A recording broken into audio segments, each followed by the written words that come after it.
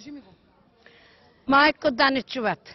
Седе мама, ще кажем да се мака Тополов, Николай Василев. Няма да изброяваш имена, че сме в предизборна агитация. Кажи ми за какво гласуваш днес, какво искаш да се промени?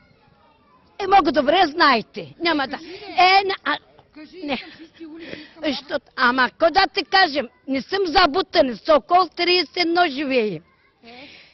Таш царете, краката ми виж ко остава, защото лавката ми, гараша ми, заведения фана, от собственик писто всички знаят. И имаше крави, продаде, Кажи ми за каква промяна искаш да се гласува. 7. Бе, не 7, това е предизборна агитация. Спри се и ми кажи, бе, чужна. И искам да се гласувам за чисти улици. Чисто лице, Фикрет се пече за избрая за номер. Чакай де, 12 милиард пари, яла виж нашата Сокола.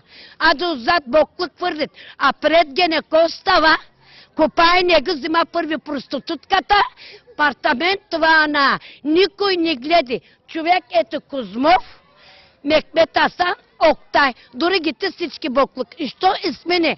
Яшар Исмаил Ахмедов трябва. Не да бъде Асанов, Асана жената моя Леле. Колко деца и внуци имаш ти? Аз 6 момче и 1 момиче. Кой ги храни? Кой ги храни? Женен, малка име, Тодор Живков името. Твоята търговия... Моята 3... Чакай, на кой е Тодор Живков името? Малка на Герги, това точкото. Тодор Живков името най-малка име, си не всички знае. Ти комунистка ли си? Ето, не е малък, 30-71 набор. Защо го кръсти Тодор Живков? Дали името взема, не е взема верата, всички български. Мина не го турна кошерката. Какво работи Тодор Живков? Пан на третия етаж пенсионер.